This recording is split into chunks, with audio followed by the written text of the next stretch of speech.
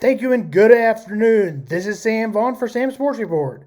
Today's date is Saturday, February 10th, 2024. The Andy Reid retirement continues to float around. Will he may retire? Should the Chiefs go after Eric Bieniemy if he does retire? I mean, there's a reason he hasn't been hired. And even though I'd like to see him be an offensive coordinator, part of the Chiefs staff, I don't think the head coaching is the right spot. The Chiefs coaching staff last year as the offensive coordinator and then moved to the Washington football team. But there's been a reason why he hasn't been hired. But I do think he's good enough to be a coordinator again or a coach somewhere else.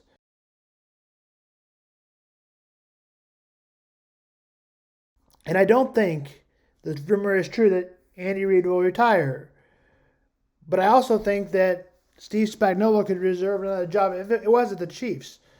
But I also think that it could be somebody else. And maybe you want an offensive guy, and maybe a guy that runs a similar system to what Patrick Mahomes runs. I mean, obviously you do. That's what he's gotten so good at, right? I would, of course, want to see the Chiefs do their research on the next coach.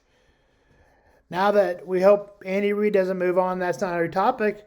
During the offseason, Eric Bieniemy was at the Chiefs' practice facilities, saying hi to players like Patrick Mahomes and other coaches. Patrick Mahomes says he loves seeing him.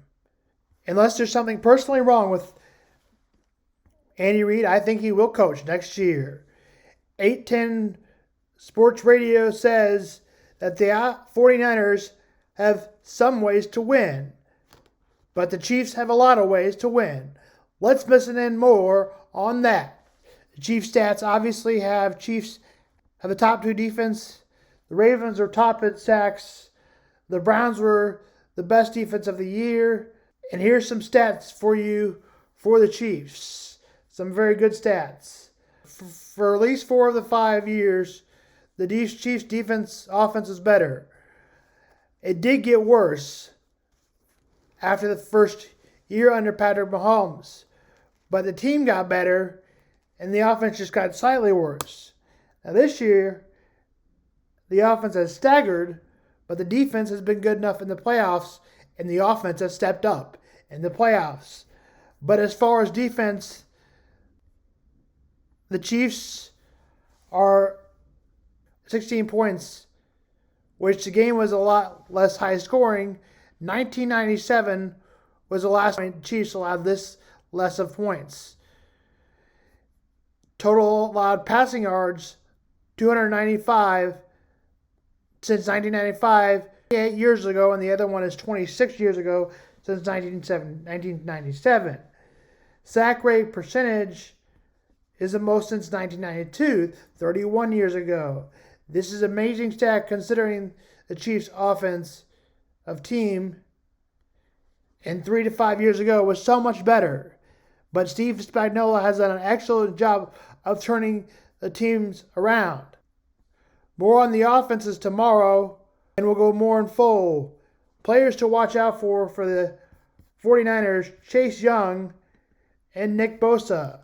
Chase Young has dropped back this year after he was traded from Washington to the 49ers. He needs to be a lot better than he has in order for the 49ers to win. Or he'll be a key component for the 49ers to win.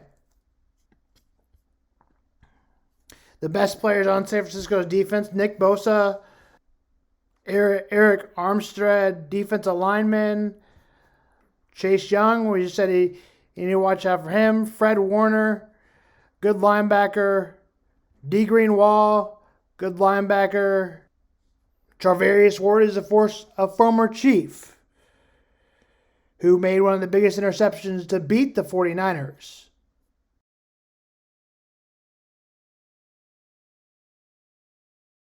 And that's it for the players to watch out for on the defense for the 49ers and the players to watch out for the Chiefs on the defense.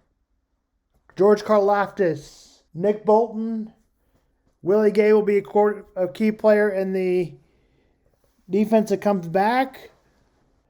Defensive backs, L'Jarius Sneed and another defensive back, Trent McDuffie. The Chiefs have two of the best corners in the league. Yeah, Kadarius Toney was the biggest drop culprit.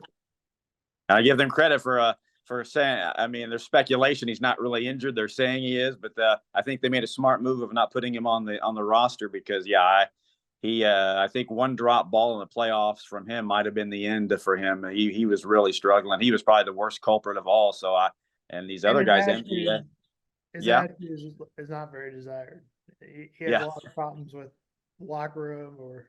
yeah. Yeah, I don't think they've missed him at all. Certainly in the playoffs, it's been quite evident. So, yeah, they've everybody else has stepped up and done a great job. I know the Chiefs always give just talk. The Chiefs coaches never answer the question the way you might want them to. Mm-hmm. But they did say Kadarius Toney had a shot of playing in the Super Bowl. I don't think I'd be surprised if he did, but I mean, I don't think you'd want to mess up what chemistry's been going right for you these first 3 playoff games and throwing a guy that's not played yet in the playoffs in there and who struggled during the regular season. I'd probably just let him sit out, give him a ring if you win it, but and say thanks for the season. But I wouldn't play him in the Super Bowl. Where do you think Travis Kelce ranks among the best tight ends of ever? Tony Gonzalez, Antonio Gates, and Shannon Gronkowski. I think he's number 1 at this point. I mean, he's setting all the records. He's been phenomenal. I mean, he's another guy kind of like Mahomes, makes big plays when they have to be made. The game against Baltimore last or a week ago Sunday. I mean, what an incredible game he had with 11 catches, made a couple of real diving catches that you don't see tight ends make too often. I'd say he is, if he's not at the top, he and Gronkowski probably are neck and neck for the best ever. And I think if Travis plays another year or two, he will certainly be the top. But phenomenal player, and he and Mahomes make well, I guess it's proven they're the best touchdown duo in playoff history now. So yeah, they're almost impossible to stop. What about the Chiefs and 49ers? Who's got the better defense? Obviously, Chiefs. Chiefs. I'd say the Chiefs do, especially the way they played lately. Anyway, the Chiefs have been really good all season. I mean, quite frankly, the defense is why the Chiefs are in the Super Bowl this year. I mean, because the offense struggled at times this year, but and they really had. The offense hasn't been spectacular in the playoffs by any means. It's been the defense really that's been getting the job done, especially against Baltimore. So I would say the Chiefs have the better defense because the Niners, although they had a great defense at times during the regular season, I don't think they've played very well in the playoffs so far. So I definitely say the Chiefs have the better defense in the Super Bowl. A couple other guys could become free agents. Is any of those guys, obviously Chris Jones, but is any of those guys worth renewing his contract? I don't foresee us renewing Chris Jones's contract. Now moving on to college basketball. Kansas Jayhawks number 4 will play Baylor.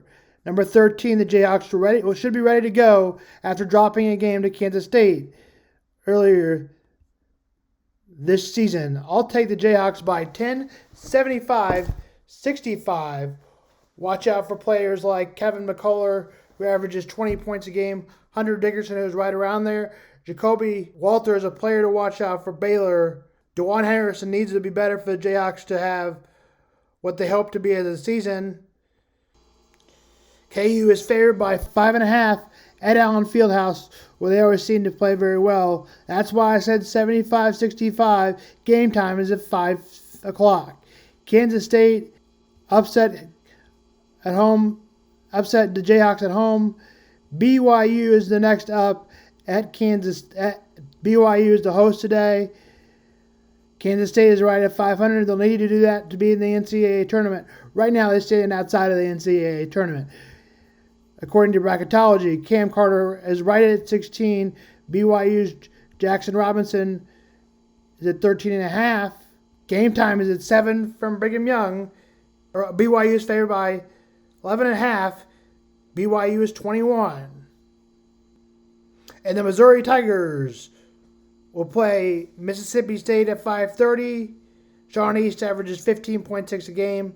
John Hubson averages 14.8. The Tigers look to win their first game in the SEC. Tigers host 6.5 is the line. Mississippi State favored. This is Sam Vaughn for Sam Sports Report.